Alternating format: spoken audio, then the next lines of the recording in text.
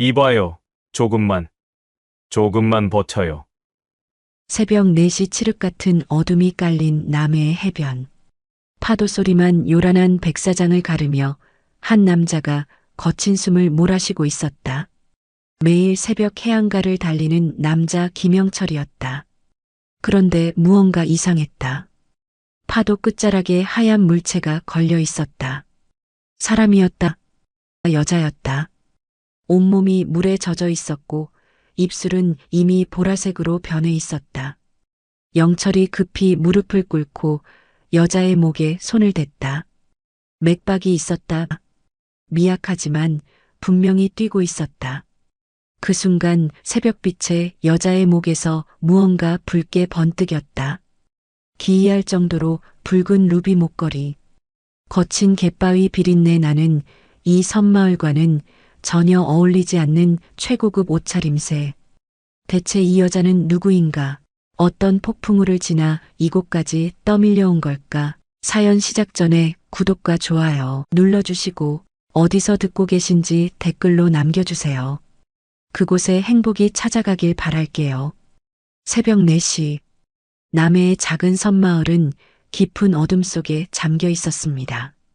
파도가 해안가를 때리는 소리만이 고요함을 깨뜨리고 있었죠. 그 어둠 속을 가르며 달리는 한 남자가 있었어요. 거친 숨소리가 파도 소리와 뒤섞이며 새벽 공기를 가득 채웠습니다. 김영철. 45살의 이 남자는 7년째 이 섬에서 살고 있었어요. 마을 사람들은 그를 그저 과묵한 뱃사람으로만 알고 있었습니다. 말수가 적고 누구와도 가까이 지내지 않는 외로운 남자. 그게 마을 사람들이 아는 김영철의 전부였죠. 하지만 그의 달리기는 평범한 조깅이 아니었어요. 발을 딛는 위치, 호흡을 조절하는 타이밍, 모든 것이 정교했습니다. 마치 군인처럼요. 185cm의 거구가 모래사장을 박차고 나아갔어요. 다부진 근육이 낡은 작업복 안에서 꿈틀거렸습니다. 영철은 속도를 더 높였어요. 심장이 터질 것 같은 고통이 밀려왔지만 멈추지 않았습니다. 이건 단순한 운동이 아니었어요. 7년 전 그가 이 섬에 처음 왔을 때부터 시작된 루틴이었죠. 왜 이런 훈련을 하는지 아무도 몰랐습니다. 영철 자신도 말한 적이 없었어요. 그저 묵묵히 달렸습니다.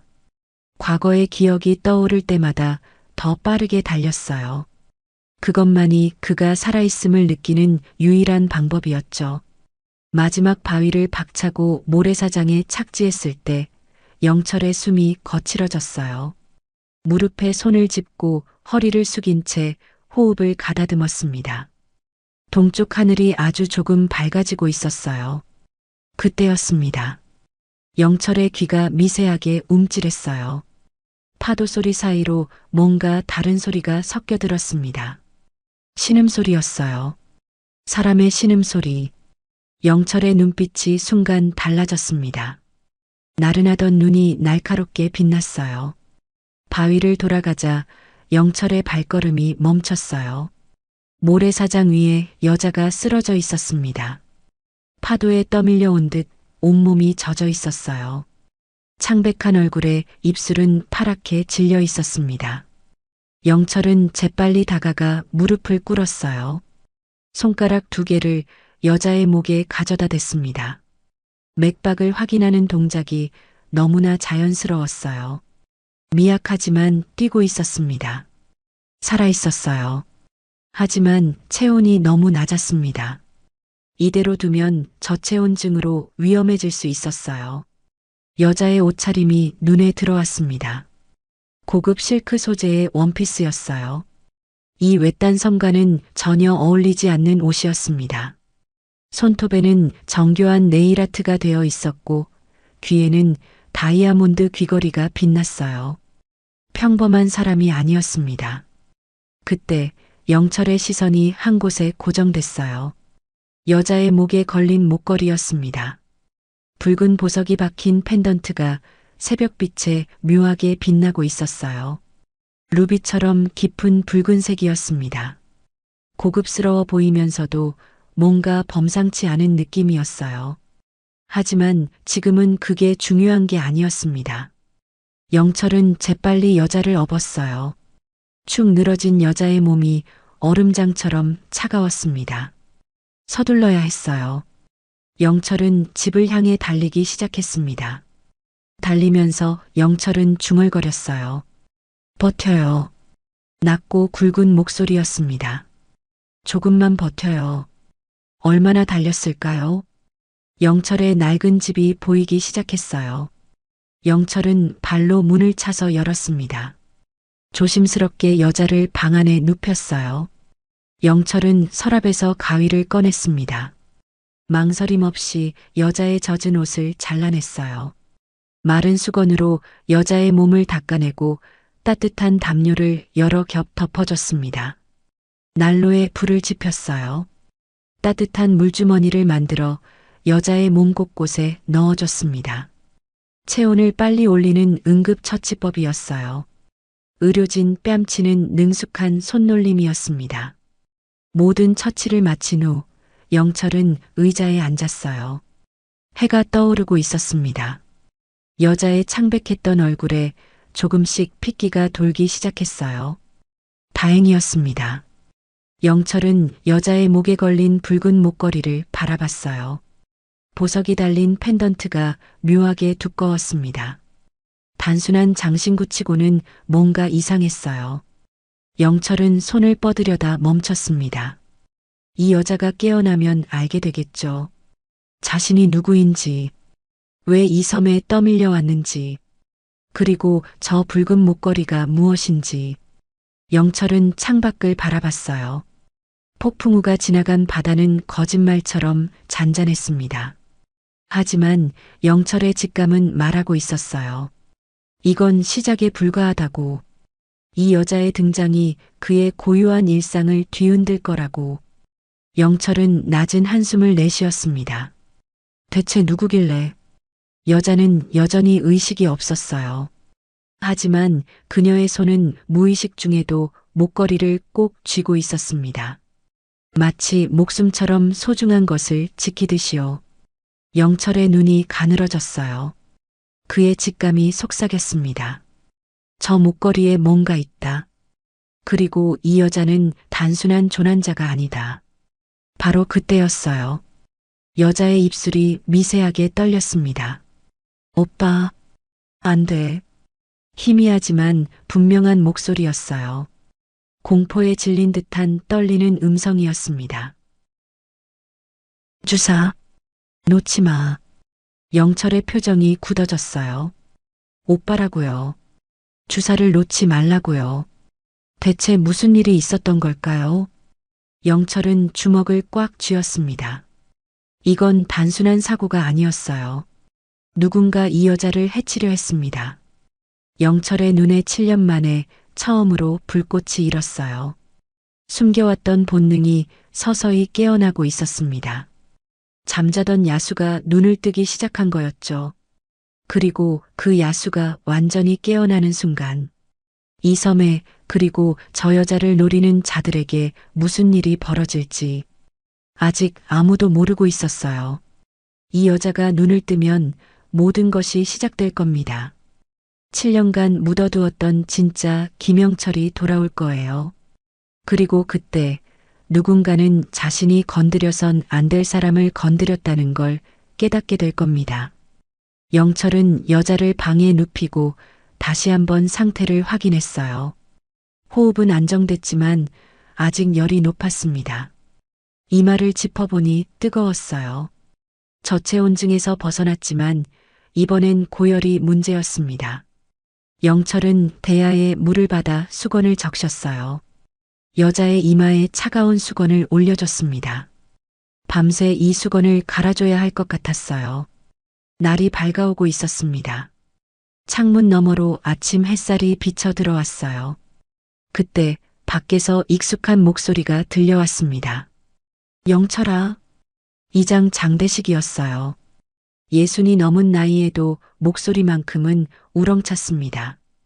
영철은 조용히 문을 열고 밖으로 나갔어요. 이장님, 이른 아침에 무슨 일이십니까? 태풍 때문에 배가 다 끊겼어. 언제 뜰지 모른다더라. 장대식은 한숨을 내쉬었어요. 물자도 못 들어오고 나가지도 못하고 며칠은 고립이야. 고립. 영철의 눈이 미세하게 움직였어요. 오히려 잘 됐다는 생각이 들었습니다. 저 여자를 쫓는 사람이 있다면 당분간은 들어오지 못할 테니까요. 알겠습니다. 조심하겠습니다. 영철이 짧게 대답하자 장대식이 고개를 갸웃거렸어요. 근데 자네 얼굴이 좀 피곤해 보이는구만. 무슨 일 있나? 아닙니다. 어젯밤 잠을 좀 설쳤습니다. 그래, 푹 쉬어. 며칠은 바다에 못 나가니까. 장대식이 돌아서려는 순간 방 안에서 신음소리가 들려왔어요. 장대식의 눈이 커졌습니다. 뭐야, 안에 누구 있나? 영철은 잠시 망설였어요. 하지만 숨길 수 없었습니다. 들어오시죠. 영철이 문을 열자 장대식이 방 안을 들여다봤어요. 침대에 누워있는 여자를 보고 깜짝 놀랐습니다. 이게 누구야? 어디서 온 사람이요? 오늘 새벽에 해변에서 발견했습니다. 영철이 담담하게 대답했어요. 파도에 떠밀려 왔더군요. 아직 의식이 없습니다. 장대식이 여자에게 다가가 얼굴을 살폈어요. 어휴, 불쌍하기도 하지. 근데 옷차림이. 예. 보통 사람은 아닌 것 같습니다. 장대식이 고개를 끄덕였어요. 경찰에 신고해야 하나? 배가 끊겼으니 어차피 지금은 못 옵니다.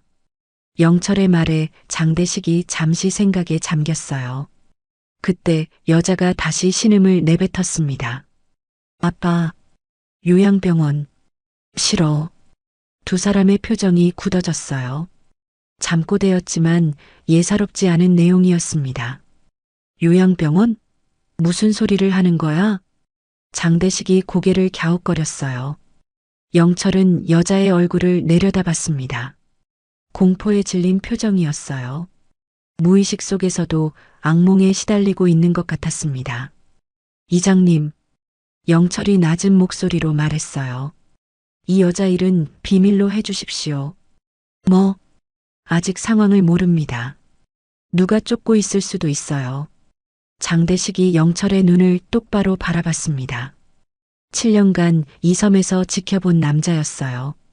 말수는 적지만 한 번도 거짓말을 한 적이 없었습니다. 그리고 저런 눈빛을 본 건 처음이었어요. 단단하고 날카롭고 뭔가를 감추고 있는 눈. 자네가 그렇다면 이유가 있겠지. 장대식이 한숨을 내쉬었어요. 알았어.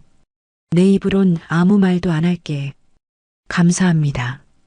영철이 고개를 숙였어요. 장대식이 문 앞에서 멈췄습니다. 근데 영철아. 예. 자네. 대체 뭐 하던 사람이야? 영철이 대답 없이 창밖을 바라봤어요. 장대식은 더 이상 묻지 않고 돌아갔습니다. 영철은 부엌으로 가서 죽을 쑤기 시작했어요. 쌀을 씻고 물을 붓고 약한 불에 올렸습니다. 달그락거리는 소리가 조용한 집안을 채웠어요. 죽이 다 되어갈 때쯤 방에서 다시 소리가 들렸습니다. 영철이 방문을 열고 들어갔어요. 여자가 무서운 꿈을 꾸는지 몸을 떨고 있었습니다. 이불을 걷어차며 손을 허공에 휘저었어요. 안 돼. 오빠, 그러지 마. 영철은 잠시 망설이다 여자의 손을 잡았어요. 차갑던 손이 이제는 뜨거웠습니다. 괜찮습니다. 영철이 낮은 목소리로 말했어요. 여기는 안전합니다. 여자의 몸이 천천히 이완됐어요. 거친 숨소리가 조금씩 잔잔해졌습니다. 영철은 여자의 손을 놓지 않았어요. 밤이 깊어갔습니다. 바람 소리가 거세지더니 다시 비가 내리기 시작했어요. 창문을 때리는 빗소리가 요란했습니다. 영철은 밤새 여자의 곁을 지켰어요. 수건을 갈아주고 물을 떠다주고 잠꼬대를 할 때마다 손을 잡아줬습니다. 새벽이 되자 여자의 열이 조금씩 내리기 시작했어요. 호흡도 안정됐습니다. 영철은 창밖을 바라봤어요. 비가 그치고 동쪽 하늘이 밝아오고 있었습니다. 이 여자는 대체 누구일까요? 왜 바다에 떠밀려 왔을까요? 그리고 그녀가 두려워하는 오빠는 누구일까요? 영철의 시선이 여자의 목걸이에 닿았어요. 붉은 보석이 아침 햇살에 반짝였습니다. 저 목걸이에 뭔가 비밀이 있다. 영철의 직감이 말하고 있었어요. 그리고 그 비밀이 밝혀지는 순간 이 섬에도 폭풍이 몰아칠 거라는 걸 영철은 알고 있었습니다. 하지만 물러서지 않을 거였어요.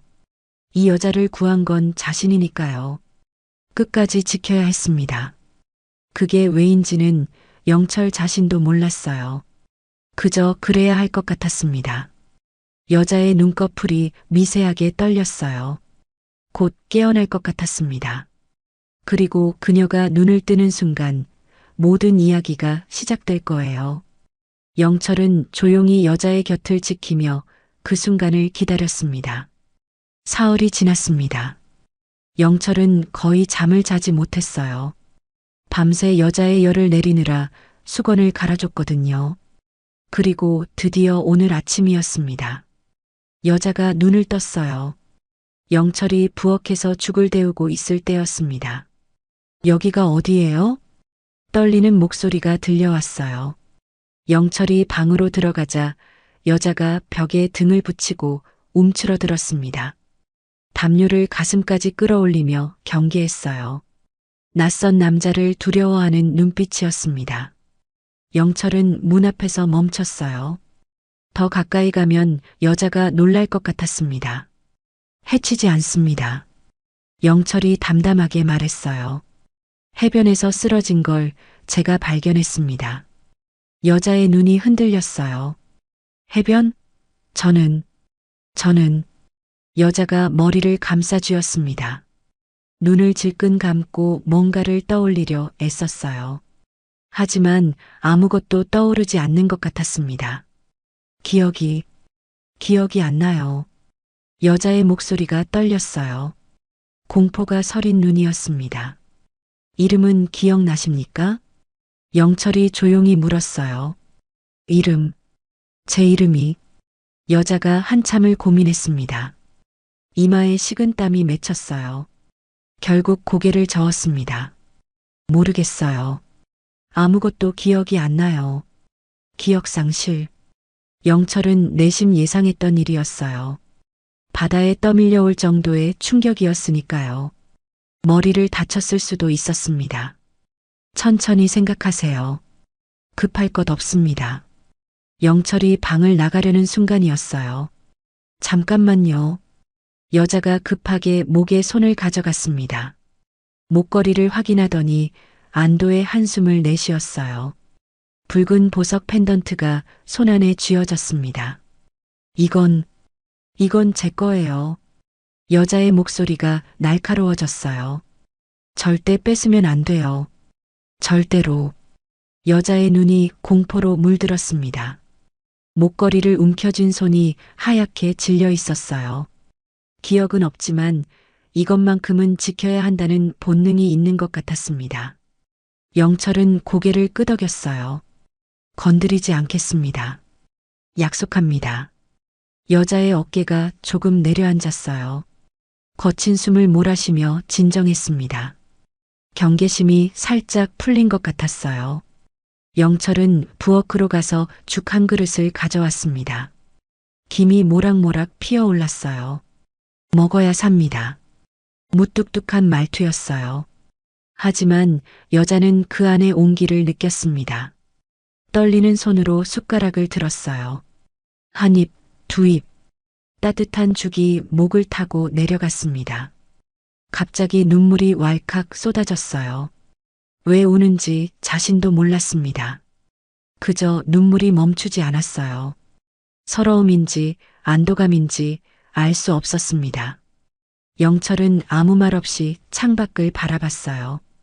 여자가 울음을 그칠 때까지 조용히 기다려줬습니다. 그게 지금 그가 해줄 수 있는 전부였어요.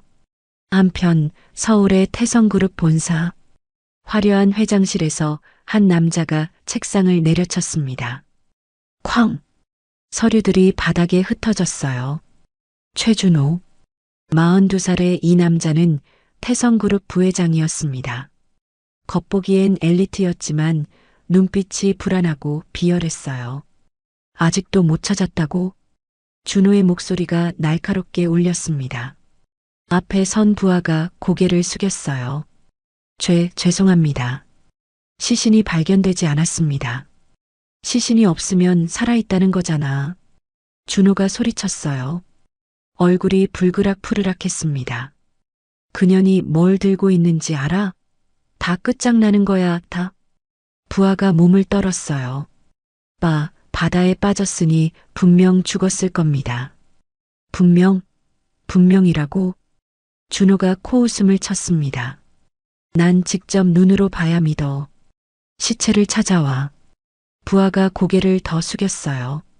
해류 분석 결과 남해 쪽으로 떠내려갔을 가능성이 높습니다.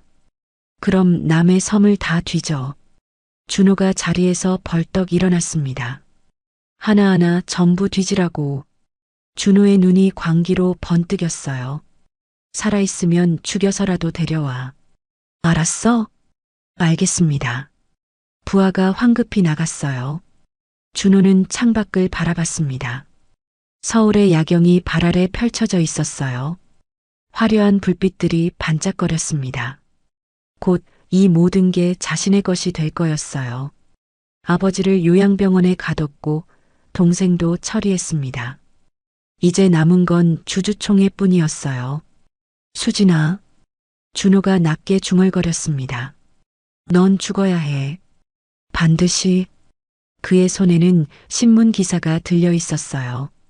태성그룹 회장 와병, 최준호 부회장 직무대행 선임. 준호의 입꼬리가 실룩 올라갔습니다. 승리를 확신하는 미소였어요. 다시 섬. 해가 중천에 떠올랐습니다. 영철이 마당에서 생선을 손질하고 있었어요. 석쇠 위에서 생선이 지글지글 익어갔습니다. 고소한 냄새가 퍼져나갔어요. 여자가 조심스럽게 방문을 열고 나왔습니다. 아직 다리에 힘이 없었어요. 문틀을 잡고 비틀거렸습니다. 영철이 재빨리 다가가 부축했어요. 무리하면 안 됩니다. 고마워요. 여자가 작게 대답했습니다. 영철의 손이 크고 따뜻했어요. 여자는 마루에 앉았습니다. 영철이 구운 생선을 밥상에 차렸어요. 젓가락으로 능숙하게 가시를 발라냈습니다. 그리고 밥 위에 살점을 얹어줬어요. 여자가 그 모습을 멍하니 바라봤습니다. 왜인지 마음이 따뜻해졌어요. 코끝이 찡했습니다. 아무 기억도 없는데 이 남자 곁에 있으면 안심이 됐어요. 저기요. 네. 이름이 뭐예요? 당신. 영철이 잠시 멈칫했습니다. 김영철입니다. 영철 씨. 여자가 작게 되뇌었어요. 입안에서 굴려보니 낯설지 않았습니다. 저도 이름이 있었을 텐데. 여자가 쓸쓸하게 웃었어요. 기억나면 알려주세요. 영철이 무심하게 말했습니다. 여자가 살짝 미소 지었어요. 무뚝뚝하지만 싫지 않은 사람이었습니다. 그때였어요. 멀리서 배 엔진 소리가 들려왔습니다. 영철의 눈이 날카로워졌어요. 숟가락을 내려놓고 창밖을 내다봤습니다. 포구 쪽으로 낯선 배 한 척이 들어오고 있었어요. 태풍 뒤라 어선들은 아직 묶여 있었습니다. 저건 어선이 아니었어요. 영철의 직감이 말했습니다. 저건 보통 배가 아니다. 여자를 찾으러 온 사람들일지도 모른다. 영철은 조용히 여자를 바라봤어요. 아직 아무것도 모르는 얼굴이었습니다. 순수하고 연약해 보였어요. 하지만 곧 알게 되겠죠. 자신이 누구인지, 그리고 누군가 자신을 죽이려 한다는 것을. 폭풍은 지나갔지만 진짜 위험은 이제부터였습니다. 영철은 주먹을 꽉 쥐었어요. 무슨 일이 있어도 지켜야 했습니다. 이 여자를 구한 건 자신이니까요. 며칠이 더 지났습니다.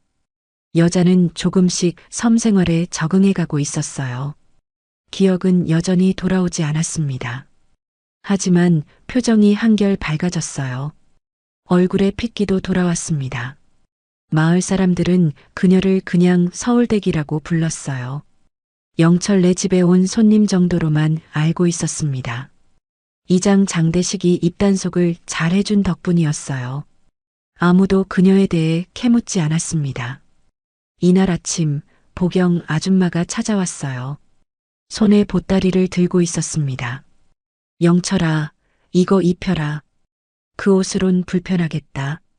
보따리 안에는 몸빼 바지와 낡은 티셔츠가 들어 있었어요. 촌스럽지만 편해 보이는 옷이었습니다. 여자가 어색하게 받아들었어요. 감사합니다. 뭘? 어차피 안 입는 거야. 보경 아줌마가 털털하게 웃었어요. 밥은 잘 먹어? 영철이 요리 못하는데. 아니요, 잘 챙겨주세요. 여자가 살짝 미소 지었습니다. 죽도 끓여주시고 생선도 구워주시고요. 어머, 영철이가?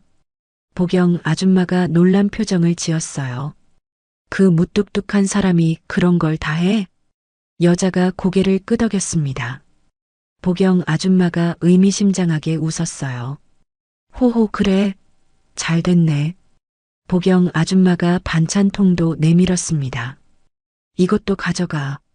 젓갈이랑 김치야. 정말 감사해요. 보경 아줌마가 돌아가자 여자는 몸빼 바지를 입어봤어요. 거울에 비친 모습이 낯설었습니다. 고급 원피스를 입던 사람이었는데 지금은 촌스러운 몸빼 바지 차림이었어요. 하지만 이상하게 마음이 편했습니다. 어깨에 힘이 빠지는 느낌이었어요. 여자가 마당으로 나왔습니다. 영철이 그물을 손질하고 있었어요. 햇살 아래 묵묵히 일하는 모습이었습니다. 뭐 하는 거예요?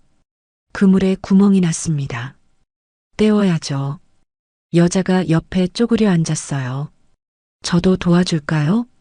영철이 고개를 들어 여자를 바라봤습니다. 해본 적 있습니까? 모르겠어요. 기억이 없으니까. 여자가 씁쓸하게 웃었어요. 하지만 가만히 있으면 답답해서요. 영철이 잠시 생각하더니 그물 한쪽을 건네줬습니다. 이렇게 엮으면 됩니다. 영철이 시범을 보여줬어요.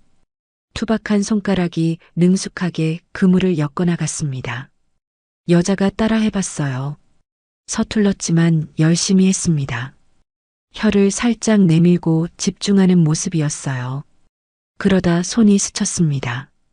여자의 손과 영철의 손이요. 여자가 움찔했어요. 영철도 잠깐 멈칫했습니다. 그렇게 하는 거 아닙니다. 영철이 먼저 시선을 피했어요. 하지만 여자의 손을 잡고 올바른 방법을 알려줬습니다. 이렇게요. 아, 네. 여자의 귀가 살짝 빨개졌어요. 왜인지 심장이 두근거렸습니다. 기억은 없지만 이런 감정은 처음인 것 같았어요. 이 남자 곁에 있으면 이상하게 마음이 편했습니다. 그때였어요. 포구 쪽에서 엔진 소리가 들려왔습니다. 영철의 표정이 굳어졌어요. 손에서 그물을 놓았습니다.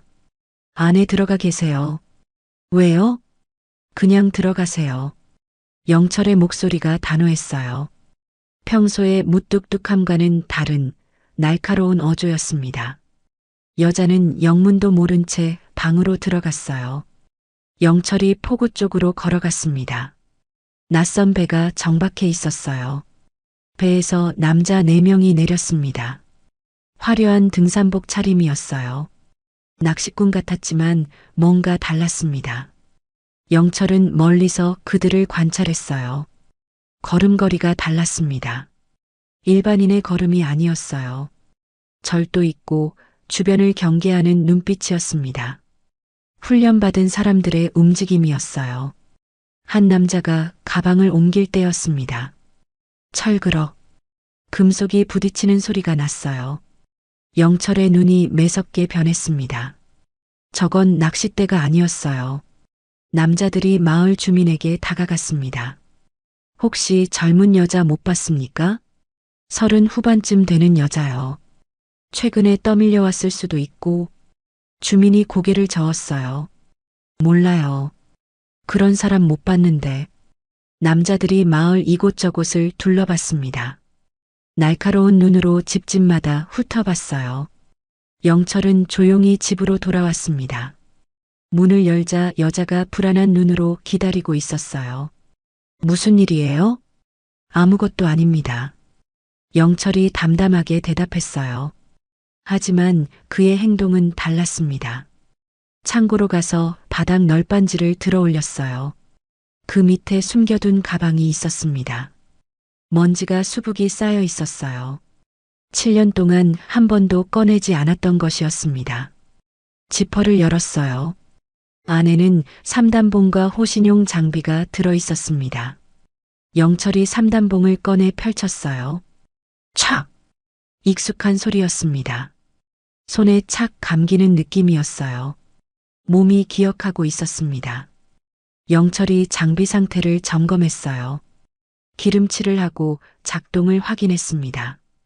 여자가 창고 문 앞에 서 있었어요. 영철의 모습을 보고 눈이 커졌습니다. 그게 뭐예요? 영철이 돌아봤어요. 여자의 눈에 두려움이 서려 있었습니다. 당신, 대체 누구예요? 영철이 장비를 내려놓았어요. 여자에게 다가가 눈을 맞췄습니다. 걱정 마세요. 낮고 단단한 목소리였어요. 아무 일 없을 겁니다. 제가 지킬 테니까. 여자가 영철의 눈을 바라봤어요. 그 눈에서 흔들림이 느껴지지 않았습니다. 단단하고 깊고 믿음직한 눈이었어요. 여자는 고개를 끄덕였습니다. 이 남자를 믿기로 했어요. 왜인지 믿어도 될 것 같았습니다. 밤이 되었어요. 빗방울이 지붕을 때리기 시작했습니다. 후두둑, 후두둑. 점점 거세지는 빗소리였어요. 영철이 집 주변을 돌아다녔습니다. 곳곳에 빈 깡통을 매달았어요. 누가 접근하면 소리가 나도록요. 간이 경보장치였습니다. 집 안으로 돌아온 영철이 창밖을 내다봤어요. 어둠 속에서 빗줄기가 쏟아지고 있었습니다. 여자는 방에서 잠들어 있었어요. 영철은 잠을 자지 않았습니다. 마루에 앉아 밖을 경계했어요. 3단봉을 손이 닿는 곳에 뒀습니다. 그때였어요. 어둠 속에서 뭔가 움직였습니다. 영철의 눈이 번뜩였어요. 누군가 집을 지켜보고 있었습니다. 빗속에 서서 이쪽을 노려보는 그림자였어요. 한 명이 아니었습니다. 2명, 3명. 영철은 3단봉을 손에 쥐었어요. 심장은 고요했습니다. 두렵지 않았어요. 오히려 오랜만에 피가 끓는 느낌이었습니다. 오랫동안 잠들어 있던 무언가가 깨어나고 있었어요. 그들이 먼저 손을 내밀면 영철도 가만히 있지 않을 생각이었습니다. 폭풍 전야의 고요함. 하지만 그 고요함은 오래가지 않을 거예요. 곧 진짜 폭풍이 몰아칠 겁니다. 그리고 그때 이 섬은 전쟁터가 될 거였어요. 영철은 조용히 눈을 감았습니다. 오랫동안 봉인했던 자신을 풀어줄 준비를 하면서요. 그날 밤은 무사히 지나갔습니다. 어둠 속의 그림자들은 새벽이 되자 사라졌어요. 영철은 밤새 한숨도 자지 못했습니다. 하지만 피곤한 기색이 없었어요. 오히려 감각이 더 날카로워진 느낌이었습니다. 아침이 밝았어요. 여자가 방에서 나왔습니다. 잠은 주무셨어요? 네. 영철이 짧게 대답했어요. 거짓말이었지만 여자는 눈치채지 못했습니다. 오늘 날씨 좋네요. 여자가 창밖을 바라보며 말했어요. 비가 그치고 맑은 하늘이 펼쳐져 있었습니다. 바람 쐬러 나가도 될까요? 영철이 잠시 망설였어요. 멀리는 안 됩니다. 네, 마당에만 있을게요. 여자가 마당으로 나갔습니다. 영철은 창문 너머로 그녀를 지켜봤어요. 혹시 모를 상황에 대비해서였습니다. 여자가 마당 한쪽에 앉았어요. 따뜻한 햇살이 얼굴에 내려앉았습니다. 눈을 감고 햇볕을 즐겼어요. 그때 어디선가 음악 소리가 들려왔습니다. 이웃집에서 나오는 소리였어요. 오래된 트로트 노래였습니다. 여자가 멈칫했어요. 귀를 기울였습니다. 이 노래, 뭔가 떠오르는 것 같았어요. 머릿속이 어지러워졌습니다.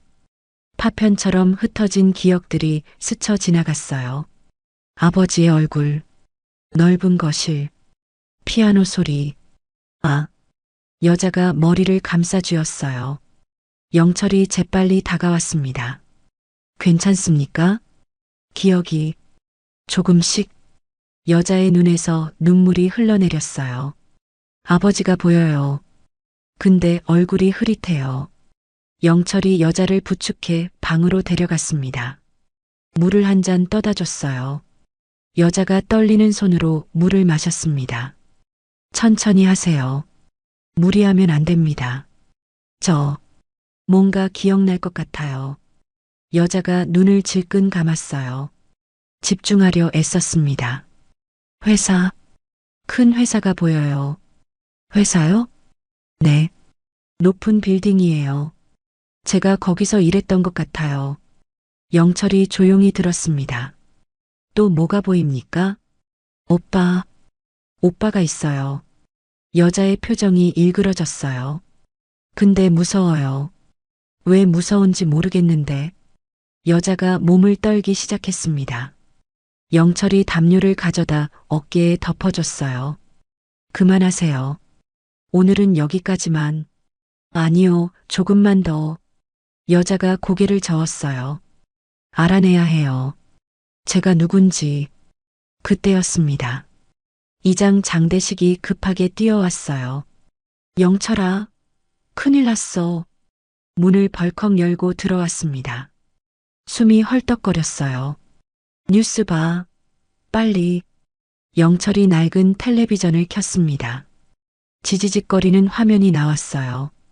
채널을 돌리자 뉴스가 나왔습니다. 태성그룹 최수진 부사장 실종. 경찰 수사 착수. 여자의 눈이 커졌어요. 화면에 자신의 사진이 나오고 있었습니다. 저예요. 여자가 떨리는 목소리로 말했어요. 제 이름이 최수진이에요. 영철이 화면을 응시했습니다. 최수진 부사장, 해안가 추락사고 추정, 시신 미발견, 태성그룹 경영권 분쟁 와중에 발생한 사고라 의혹 증폭. 여자가 화면 속 내용을 읽었어요. 기억이 파도처럼 밀려왔습니다. 오빠가 저를. 여자의 얼굴이 하얗게 질렸어요. 절벽에서 밀었어요. 영철의 눈이 날카로워졌습니다. 자세히 말해보세요. 아버지가 쓰러지셨어요. 오빠가 아버지를 요양병원에 가뒀어요. 여자의 목소리가 떨렸습니다. 저는 반대했어요. 아버지를 구하려고 했어요. 그래서 밀었습니까? 네. 해안 절벽에서 저를 밀었어요. 여자가 목걸이를 움켜쥐었습니다. 이 안에 증거가 있어요. 증거요? 네. 오빠가 아버지를 가둔 증거. 회사 돈을 빼돌린 증거. 여자가 펜던트를 열었어요. 안에 작은 마이크로칩이 들어 있었습니다. 이게 있으면 오빠를 잡을 수 있어요. 영철이 칩을 바라봤습니다. 이제야 모든 게 이해됐어요. 왜 그들이 이 여자를 쫓는지, 왜 죽이려 하는지. 그럼 지금 밖에 있는 사람들은 오빠가 보낸 사람들일 거예요. 여자가 두려움에 질린 얼굴로 말했습니다. 저를 죽이러 온 거예요. 영철이 창밖을 내다봤어요. 포구 쪽에서 남자들이 마을을 돌아다니고 있었습니다. 이제 더 이상 숨을 수 없었어요. 그들은 곧 이 집을 찾아낼 겁니다. 어떻게요? 여자가 울먹였어요. 저 때문에 영철 씨까지 위험해졌어요. 영철이 여자를 바라봤습니다. 단단한 눈빛이었어요. 걱정 마세요. 네, 제가 지킨다고 했습니다. 영철이 창고로 가서 삼단봉을 들고 왔어요. 여기서 나가면 안 됩니다. 무슨 일이 있어도. 영철 씨는요? 저는 밖에 있겠습니다. 영철이 문을 열려는 순간이었어요. 여자가 그의 팔을 잡았습니다. 죽으면 안 돼요. 여자의 눈에 눈물이 고여 있었어요. 꼭 돌아와요. 영철이 잠시 여자를 바라봤습니다. 그리고 무뚝뚝하게 대답했어요. 죽지 않습니다. 영철이 밖으로 나갔습니다. 하늘에 먹구름이 몰려오고 있었어요. 바람이 거세지기 시작했습니다. 또 한 번의 폭풍이 다가오고 있었어요. 하지만 이번 폭풍은 자연이 아니었습니다. 사람이 만든 폭풍이었어요. 영철은 삼단봉을 손에 꽉 쥐었습니다. 7년 만에 다시 싸울 준비를 했어요. 이번엔 지킬 게 있었습니다. 저 여자, 최수진, 무슨 일이 있어도 지켜야 했어요. 멀리서 남자들의 목소리가 들려왔습니다. 이쪽이야. 오랫동안 잠들어 있던 야수가 드디어 깨어났습니다. 그리고 그 야수는 이제 사냥을 시작할 거예요. 누가 사냥감이 될지는 곧 밝혀질 겁니다. 남자들이 다가오고 있었습니다. 4명이었어요. 리더로 보이는 남자가 앞장섰습니다. 저 집이야. 수색해. 영철은 마당 한가운데 서 있었어요. 삼단봉을 손에 쥔 채로요. 남자들이 대문을 열고 들어왔습니다. 영철을 보더니 비웃었어요. 뭐야, 이 촌놈은? 리더가 코웃음을 쳤습니다. 어선이나 타는 놈이 뭘 들고 있어? 영철은 대답하지 않았어요. 그저 남자들을 바라볼 뿐이었습니다.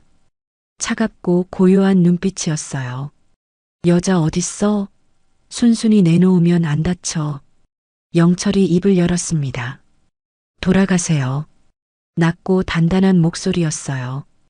여기 찾는 사람 없습니다. 리더가 웃음을 터뜨렸어요. 이 새끼가 진짜? 주머니에서 접이식 칼을 꺼냈습니다. 칼날이 번뜩였어요. 한 번만 더 짓거려봐. 목을 따버린다. 다른 남자들도 각자 무기를 꺼냈습니다. 쇠파이프, 목검, 주먹에 낀 너클. 4명 모두 무장했어요. 영철은 움직이지 않았습니다. 표정 하나 변하지 않았어요. 마지막으로 말합니다. 영철의 목소리가 한층 낮아졌어요. 돌아가세요. 다치기 전에. 리더의 얼굴이 일그러졌습니다. 이 새끼가 칼을 휘두르며 달려들었어요. 그 순간이었습니다. 영철의 몸이 물처럼 흘렀어요. 칼날을 피하며 삼단봉을 휘둘렀습니다. 퍽! 둔탁한 소리와 함께 리더의 손목이 꺾였어요. 칼이 바닥에 떨어졌습니다. 으악! 리더가 비명을 질렀어요. 하지만 영철은 멈추지 않았습니다. 삼단봉이 회전하며 리더의 무릎을 쳤어요. 우두둑. 뼈가 부러지는 소리가 났습니다. 리더가 바닥에 쓰러졌어요. 1초도 걸리지 않았습니다. 나머지 3명이 동시에 덤볐어요. 쇠파이프가 영철의 머리를 향해 날아왔습니다. 영철이 몸을 낮췄어요. 파이프가 허공을 갈랐습니다. 그 틈을 놓치지 않았어요. 삼단봉이 남자의 옆구리를 강타했습니다. 퍽! 갈비뼈가 부러지는 소리였어요. 남자가 비명을 지르며 쓰러졌습니다. 2번째, 목검을 든 남자가 위에서 내려쳤어요. 영철이 삼단봉으로 막았습니다. 깡! 금속과 나무가 부딪히는 소리. 영철이 목검을 튕겨내며 발을 걸었어요. 남자가 균형을 잃고 비틀거렸습니다. 그 순간 삼단봉이 남자의 턱을 올려쳤어요. 퍽! 남자의 눈이 뒤집혔습니다. 의식을 잃고 쓰러졌어요. 3번째, 마지막 남자가 너클을 낀 주먹을 휘둘렀습니다. 영철이 손목을 잡았어요. 비틀었습니다. 우두둑. 으악. 남자가 무릎을 꿇었어요. 영철이 3단봉으로 남자의 뒤통수를 쳤습니다. 쿵. 남자가 앞으로 고꾸라졌어요. 네 번째. 모든 게 30초 만에 끝났습니다. 4명의 남자가 마당에 쓰러져 있었어요. 신음소리만 흘러나왔습니다. 영철은 숨 하나 흐트러지지 않았어요. 표정도 변함없었습니다. 마치 가벼운 운동을 마친 것 같았어요. 리더가 부러진 손목을 잡고 일어나려 했습니다. 영철이 3단봉을 리더의 턱 밑에 댔어요. 움직이지 마세요. 차가운 목소리였습니다. 누가 보냈습니까? 리더의 얼굴이 공포로 일그러졌어요. 이건 그냥 어부가 아니었습니다. 저런 움직임은 일반인이 할 수 없었어요. 너 뭐야? 질문에 대답하세요. 영철이 3단봉에 힘을 줬습니다. 누가 보냈습니까? 최준호 부회장님이. 리더가 떨리는 목소리로 대답했어요. 여자를 찾아서 죽이라고. 영철의 눈이 더 차가워졌습니다. 목걸이도 회수하라고 했어. 리더가 울먹였어요. 제발 살려줘. 난 시킨 대로 했을 뿐이야. 영철이 3단봉을 걷었습니다. 전해요. 뭐? 최준호에게 전하세요. 영철이 리더를 내려다봤어요. 다음에 또 오면 살아서 못 돌아갑니다. 리더의 얼굴이 하얗게 질렸어요. 저 눈빛은 허세가 아니었습니다. 진심이었어요. 그리고 하나 더. 영철이 몸을 숙였습니다. 여자는 제가 지킵니다. 누가 와도. 리더가 고개를 끄덕였어요. 공포에 질린 채로요. 영철이 몸을 돌렸습니다. 집안에서 수진이 창문 너머로 지켜보고 있었어요. 눈이 휘둥그레져 있었습니다. 영철이 안으로 들어왔어요. 끝났습니다. 영철 씨. 수진이 떨리는 목소리로 말했어요. 대체 누구예요? 어떻게 그렇게. 영철이 잠시 침묵했습니다. 창밖을 바라봤어요. 남자들이 서로 부축하며 포구 쪽으로 도망가고 있었습니다. 오래전 일입니다. 영철이 낮게 말했어요. 지금은 그냥 어부입니다. 수지는 더 묻지 않았어요. 하지만 알 수 있었습니다. 이 남자는 평범한 사람이 아니라는 걸, 그리고 자신을 지켜줄 거라는 걸. 고마워요. 수진이 작게 말했습니다. 살려줘서. 영철이 고개를 돌렸어요. 수진의 눈과 마주쳤습니다. 아직 끝난 게 아닙니다. 영철의 목소리가 낮았어요. 저들은 다시 올 겁니다. 더 많은 인원을 데리고. 수진의 얼굴이 굳어졌어요. 그럼 어떡해요? 여기서 나가야 합니다. 영철이 단호하게 말했어요. 섬을 떠나야 합니다. 수진이 고개를 끄덕였습니다. 어디로 가요? 서울로. 영철의 대답이 의외였어요. 서울이요? 거긴 오빠가 있는데. 그래서 가는 겁니다. 영철이 수진을 바라봤어요. 숨어 다니면 평생 쫓깁니다. 끝내려면 맞서야 해요. 수진이 입술을 깨물었어요. 두려웠습니다. 하지만 영철 말이 맞았어요. 계속 도망칠 순 없었습니다. 알았어요. 수진이 고개를 끄덕였어요. 같이 가요. 끝을 내려. 영철이 살짝 고개를 끄덕였습니다. 창밖에서 바람이 거세게 불었어요. 폭풍은 지나갔지만 더 큰 폭풍을 향해 가고 있었습니다. 서울로. 모든 것의 시작점이자 끝이 될 곳으로. 서울로 가기로 결심한 그날 밤이었습니다. 영철은 짐을 챙기고 있었어요. 최소한의 옷과 생필품만 가방에 넣었습니다. 수진도 복영 아줌마에게 받은 옷을 챙겼어요. 내일 첫 배로 떠납니다. 영철이 말했어요. 육지까지 나가서 버스를 타면 됩니다. 수진이 고개를 끄덕였어요. 긴장된 표정이었습니다. 그때 밖에서 인기척이 났어요. 영철이 재빨리 3단봉을 집었습니다. 문을 열려는 순간이었어요. 영철아, 나야. 이장 장대식의 목소리였습니다. 영철이 문을 열었어요. 장대식 뒤에 마을 사람들이 서 있었습니다. 보경 아줌마, 만수 아저씨, 그리고 몇몇 어부들이었어요. 이장님, 이 시간에 무슨 일이십니까? 다 알아. 장대식이 한숨을 내쉬었어요. 낮에 무슨 일이 있었는지. 영철이 입을 다물었습니다. 그 양복쟁이들이 이 댁을 찾고 있다는 것도 알아. 장대식이 수진을 바라봤어요. 위험한 사람들한테 쫓기고 있는 거지? 수진이 고개를 숙였습니다. 죄송해요. 마을에 피해를 끼쳐서. 피해는 무슨. 보경 아줌마가 손을 내저었어요. 우리가 도와주려고 온 거야. 도와주신다고요? 수진이 눈을 동그랗게 떴습니다. 만수 아저씨가 앞으로 나섰어요. 내일 첫 배로 떠난다며? 그거 위험해. 무슨 말씀이십니까? 영철이 물었어요. 아까 그놈들이 포구에서 떠들더라고. 만수 아저씨가 말했습니다. 내일 아침 지원 병력이 온다고. 포구를 막겠다고. 영철의 눈이 좁아졌어요. 예상보다 빨랐습니다. 그래서 우리가 다른 방법을 마련했어. 장대식이 말했어요. 동쪽 갯바위 알지? 거기로 가면 돼. 갯바위요? 내 배를 거기 숨겨뒀어.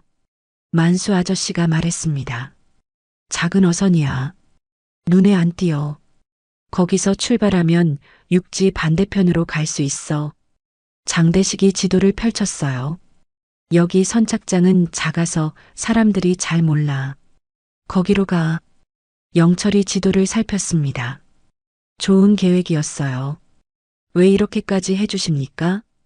영철이 물었어요. 장대식이 씩 웃었습니다. 자네가 7년 동안 이 마을에서 살았어. 한 번도 문제 일으킨 적 없고. 맞아. 영철이 착한 사람이야. 보경 아줌마가 말했어요. 과묵하고 무뚝뚝하지만 마음은 따뜻한 사람인 거 다 알아. 수진이 영철을 바라봤습니다. 영철의 표정이 미세하게 흔들렸어요. 7년 동안 숨어 살았다고 생각했습니다. 아무도 자신에게 관심 없을 거라고 생각했어요. 하지만 마을 사람들은 지켜보고 있었습니다. 그리고 이렇게 도와주러 온 거였어요. 감사합니다.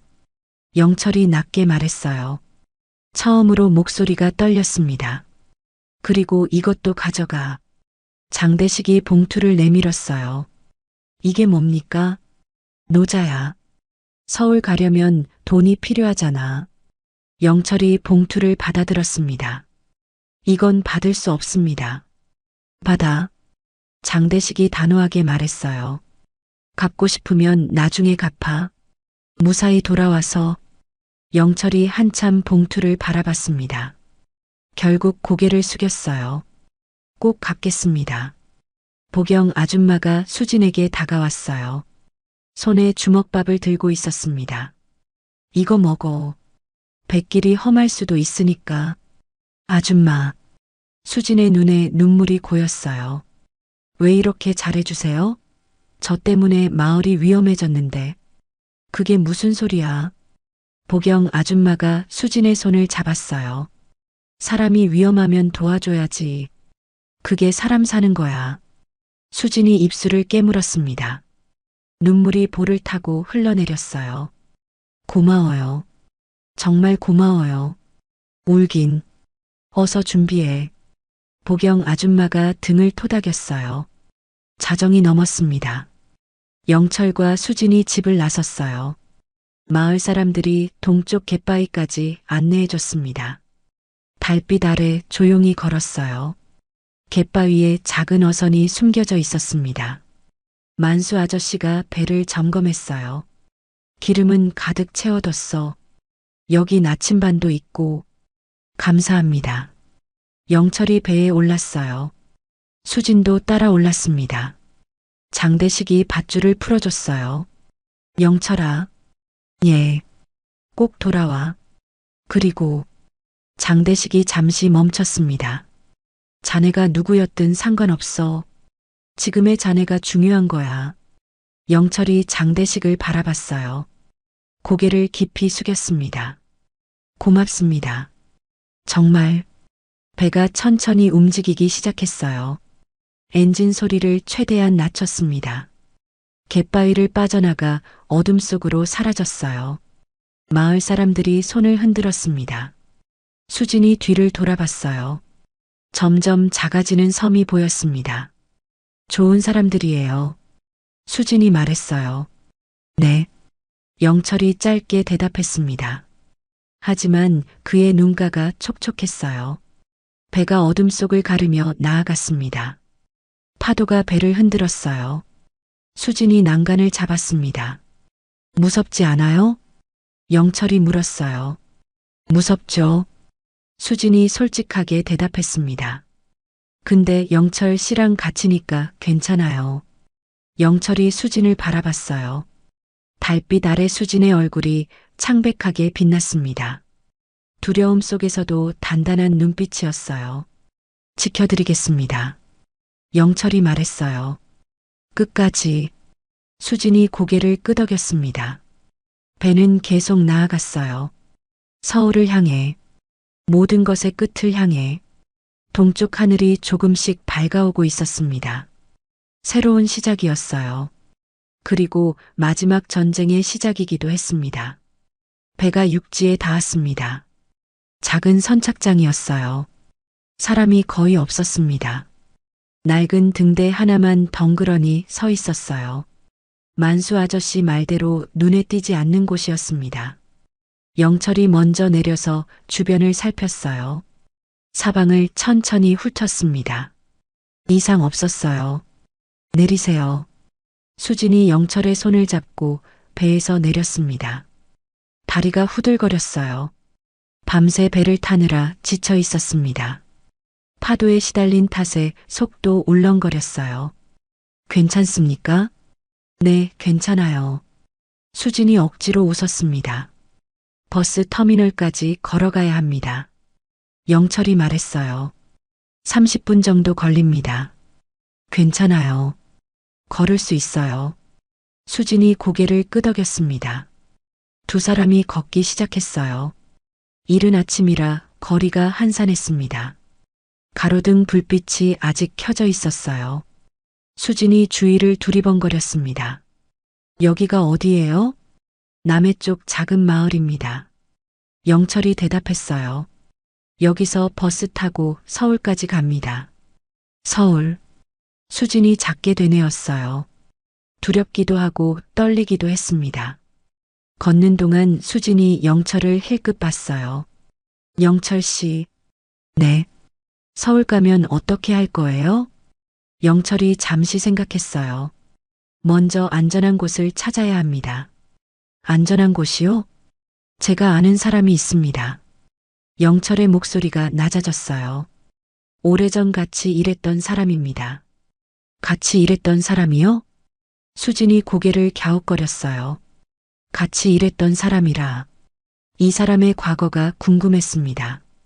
대체 무슨 일을 했던 걸까요? 하지만 묻지 않았어요. 영철이 말하고 싶을 때 말하겠죠. 버스 터미널에 도착했습니다. 작은 시골 터미널이었어요. 대합실에 사람이 몇 명 없었습니다. 영철이 창구로 가서 표를 샀어요. 서울행 2장 주세요. 네, 여기요. 8시 30분 출발입니다. 표를 받아들고 대기실에 앉았어요. 버스는 1시간 후에 출발이었습니다. 수진이 불안한 눈으로 주변을 살폈어요. 혹시 쫓아온 사람이 있을까봐 두려웠습니다. 낯선 사람이 지나갈 때마다 움찔했어요. 괜찮습니다. 영철이 말했어요. 여기까지 쫓아오진 못했을 겁니다. 어떻게 알아요? 저들은 섬에서 우릴 찾고 있을 겁니다. 영철이 창밖을 바라봤어요. 우리가 다른 루트로 빠져나온 걸 모를 테니까요. 수진이 조금 안심했습니다. 그래도 긴장은 풀리지 않았어요. 영철 씨는 이런 거 어떻게 알아요? 영철이 대답하지 않았어요. 대신 품에서 휴대폰을 꺼냈습니다. 오래된 폴더폰이었어요. 먼지가 쌓여 있었습니다. 7년 동안 거의 쓰지 않았던 물건이었어요. 전화 한 통 하겠습니다. 영철이 자리에서 일어났어요. 터미널 구석으로 가서 번호를 눌렀습니다. 오래된 번호였지만 아직 외우고 있었어요. 신호가 갔습니다. 2번, 3번. 여보세요? 전화를 받은 건 남자 목소리였어요. 낮고 굵은 목소리였습니다. 강 형사님, 영철이 말했어요. 전화기 너머로 숨소리가 멈췄습니다. 긴 침묵이 흘렀어요. 영철이냐? 네. 오랜만입니다. 이 자식이. 강 형사의 목소리가 떨렸어요. 7년 동안 연락도 없이 어디 있었어? 죄송합니다. 죄송은 살아있어서 다행이다. 강 형사가 한숨을 내쉬었어요. 얼마나 찾았는지 알아? 다들 내가 죽은 줄 알았다. 죄송합니다. 영철이 다시 한번 사과했어요. 근데 왜 갑자기 전화했어? 무슨 일이야? 도움이 필요합니다. 영철이 단도직입적으로 말했어요. 서울로 가고 있습니다. 만나주실 수 있습니까? 서울? 지금? 네. 급한 상황입니다. 강 형사가 잠시 침묵했어요. 알았다. 어디서 볼래? 한남동 철교 밑이요. 거기 기억하시죠? 그래, 기억해. 옛날에 자주 갔던 데잖아. 몇 시에 도착할 수 있습니까? 오후 5시쯤 도착할 것 같습니다. 알았다. 거기서 보자. 전화가 끊겼어요. 영철이 휴대폰을 주머니에 넣었습니다. 수진에게 돌아왔어요. 누구랑 통화했어요? 옛 동료입니다. 영철이 앉으며 말했어요. 서울에서 도와줄 겁니다. 믿을 만한 사람이에요? 네. 목숨을 맡겨도 될 사람입니다. 수진이 고개를 끄덕였어요. 영철이 그렇게 말하면 믿을 수 있었습니다. 버스가 도착했어요. 낡은 시외버스였습니다. 2사람이 버스에 올랐어요. 맨 뒷좌석에 나란히 앉았습니다. 뒤쪽이 주변을 살피기 좋았거든요. 버스가 출발했어요. 창밖으로 시골 풍경이 스쳐 지나갔습니다. 논밭과 작은 마을들이 보였어요. 수진이 창밖을 바라봤습니다. 서울에 가면 오빠를 만나야 해요. 네. 무섭지만 끝내야 해요. 수진이 주먹을 꽉 쥐었어요. 아버지를 구해야 해요. 요양병원에 갇혀 계시니까. 영철이 고개를 끄덕였습니다. 목걸이 안에 증거가 있으면 가능합니다. 주주총회가 이틀 뒤에 있어요. 수진이 말했어요. 거기서 증거를 공개하면 오빠를 막을 수 있어요. 그때까지 안전하게 지켜야겠군요. 영철이 수진을 바라봤어요. 걱정 마세요. 제가 곁에 있겠습니다. 수진이 살짝 미소 지었습니다. 이 남자가 곁에 있으니 용기가 났어요. 버스가 고속도로에 진입했습니다. 서울까지 5시간. 길고 긴 여정이었어요. 수진이 창밖을 바라보다 눈을 감았습니다. 피곤이 밀려왔어요. 며칠 동안 제대로 자지 못했거든요.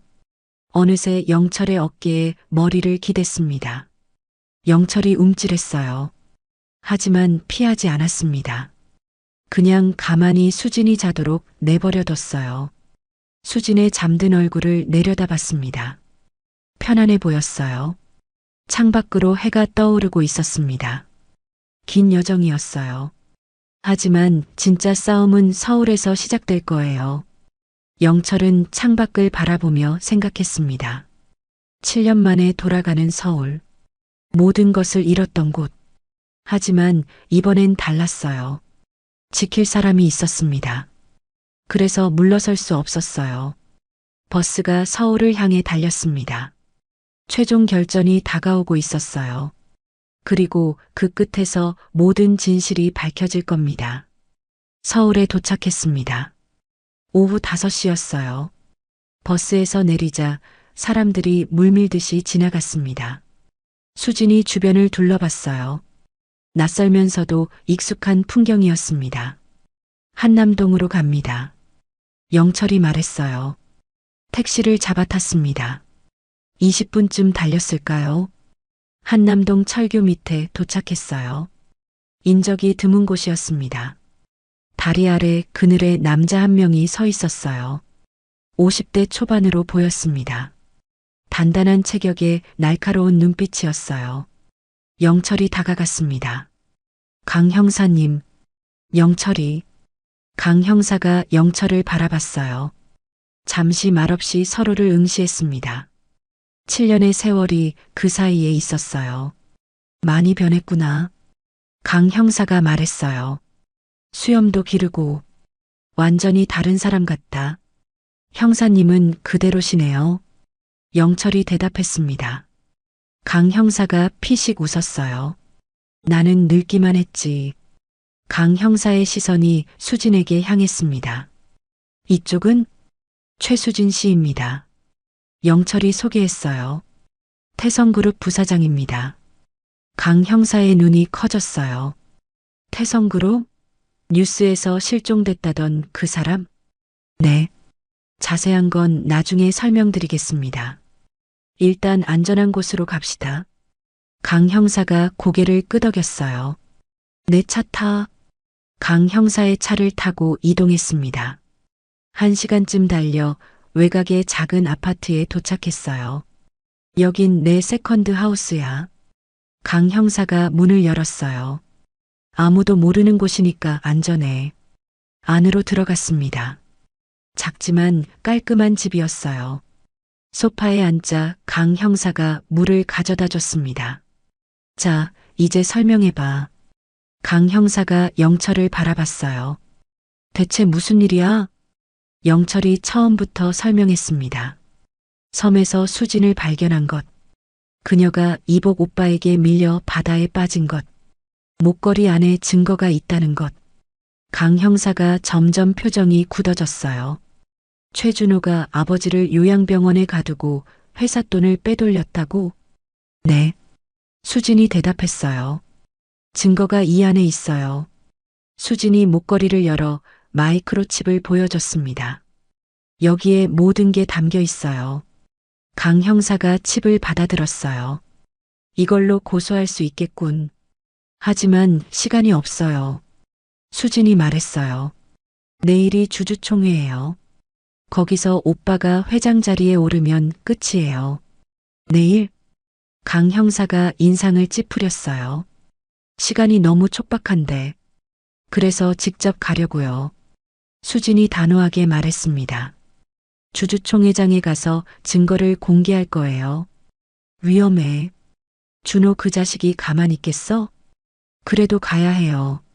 수진의 눈이 단단했어요. 아버지를 구해야 해요. 회사도 지켜야 하고요. 강 형사가 영철을 바라봤습니다. 넌 어떻게 생각해? 저도 갑니다. 영철이 담담하게 말했어요. 수진 씨를 지키겠다고 약속했습니다. 강 형사가 한숨을 내쉬었어요. 알았다. 나도 돕지. 감사합니다. 수진이 고개를 숙였어요. 내일 주주총회 장소가 어디야? 태성타워 대강당이에요. 그럼 나도 들어가 있을게. 강 형사가 말했어요. 혹시 모를 상황에 대비해서. 그날 밤 세 사람은 계획을 세웠습니다. 수진이 주주총회장에 들어가서 증거를 공개한다. 영철이 곁에서 지킨다. 강 형사가 밖에서 경찰 지원을 대기시킨다. 간단하지만 위험한 계획이었어요. 하지만 다른 방법이 없었습니다. 다음 날 오후 태성타워 앞에 도착했어요. 거대한 빌딩이 하늘을 찌를 듯 솟아 있었습니다. 수진이 빌딩을 올려다봤어요. 여기서 일했었는데 괜찮습니까? 영철이 물었어요. 네, 괜찮아요. 수진이 심호흡을 했습니다. 끝내러 왔으니까요. 로비에 들어섰어요. 경비원들이 수진을 알아봤습니다. 최 부사장님? 오랜만이에요. 수진이 담담하게 말했어요. 주주총회장으로 가겠습니다. 잠깐만요. 연락을 먼저. 비켜요. 수진의 목소리가 단호했어요. 나는 이 회사 부사장이에요. 주주총회에 참석할 권리가 있어요. 경비원들이 당황했습니다. 영철이 한 발 앞으로 나섰어요. 경비원들이 영철의 눈빛에 움찔했습니다. 가시죠. 영철이 말했어요. 수진과 영철이 엘리베이터에 탔습니다. 50층 대강당으로 향했어요. 엘리베이터가 올라가는 동안 수진이 말했습니다. 떨려요. 괜찮습니다. 영철이 수진의 손을 잡았어요. 제가 옆에 있습니다. 수진이 고개를 끄덕였어요. 엘리베이터 문이 열렸습니다. 대강당 앞이었어요. 안에서 웅성거리는 소리가 들렸습니다. 수진이 문을 밀고 들어갔어요. 순간 모든 시선이 그녀에게 쏠렸습니다. 수진 씨? 최 부사장? 살아있었어? 술렁거림이 퍼졌어요. 단상 위에 최준호가 서 있었습니다. 수진을 보자 얼굴이 하얗게 질렸어요. 너. 오랜만이야, 오빠. 수진이 차갑게 웃었습니다. 아니, 형이라고 해야 하나? 준호가 주먹을 떨었어요. 경호원, 전현을 끌어내. 경호원들이 다가왔습니다. 하지만 영철이 앞을 가로막았어요. 건드리지 마세요. 낮고 차가운 목소리였습니다. 경호원들이 멈칫했어요. 영철의 눈빛에 압도당한 거였습니다. 주주 여러분, 수진이 큰 소리로 말했어요. 저는 죽지 않았습니다. 제 이복 오빠, 최준호가 저를 죽이려 했어요. 웅성거림이 커졌습니다. 거짓말이야. 전현이 미쳤어. 준호가 소리쳤어요. 그리고 이게 증거입니다. 수진이 마이크로칩을 들어 올렸어요. 여기에 모든 게 담겨 있어요. 아버지를 요양병원에 강제로 가둔 증거, 회사 돈 3천억을 빼돌린 증거, 그리고 저를 절벽에서 밀어버린 증거까지 대강당이 술렁거렸습니다. 증거를 보여드리겠습니다. 강 형사가 준비해둔 노트북을 연결했어요. 대형 스크린에 영상이 재생됐습니다. 준호가 아버지를 병원에 가두는 장면, 서류를 위조하는 장면, 그리고 수진을 절벽에서 미는 장면까지 모든 게 담겨 있었어요. 대강당이 충격에 빠졌습니다. 저건 조작이야. 준호가 발악했어요. 그때 대강당 문이 열렸습니다. 강 형사가 경찰들과 함께 들어왔어요. 최준호 씨, 살인미수 및 횡령 혐의로 체포합니다. 준호의 얼굴이 일그러졌어요. 안 돼.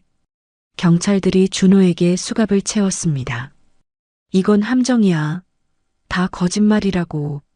준호가 끌려나가며 발버둥 쳤어요. 수진이 그 모습을 지켜봤습니다. 한때 오빠였던 사람. 하지만 지금은 범죄자였어요. 눈물이 흘러내렸습니다. 슬퍼서가 아니었어요.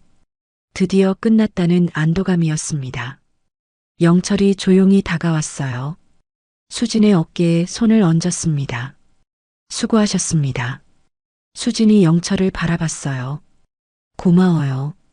영철 씨가 없었으면. 아닙니다. 당신이 용기를 낸 겁니다. 수진이 미소 지었어요. 드디어 모든 게 끝났습니다. 아버지를 구할 수 있게 됐어요. 회사도 지킬 수 있게 됐습니다. 그리고 곁에는 영철이 있었어요. 모든 것의 끝이자 새로운 시작이었습니다. 한 달이 흘렀습니다. 살을 내는 듯 했던 새벽바람이 어느새 부드러운 봄 기운을 머금고 있었죠. 서울 도심 한복판 태성호텔 그랜드 볼룸. 화려한 샹들리에가 별처럼 쏟아지는 그곳에 최수진이 서 있었습니다. 더 이상 낡은 몸빼 바지를 입고 공포에 떨던 여자가 아니었습니다. 잘 재단된 짙은 네이비색 정장 흔들림 없는 눈빛 단호하게 뻗은 어깨. 그녀는 폭풍우를 견뎌낸 거대한 배의 선장 같았습니다. 태성의 미래는 나눔과 상생에 있을 것입니다. 연설이 끝나고 우레와 같은 박수가 홀을 가득 채웠습니다. 수진이 단상을 내려오자 수백 개의 플래시가 폭죽처럼 터졌습니다. 회장님, 여기 좀 봐주십시오. 한 말씀만 부탁드립니다. 기자들이 물밀듯이 몰려들었습니다.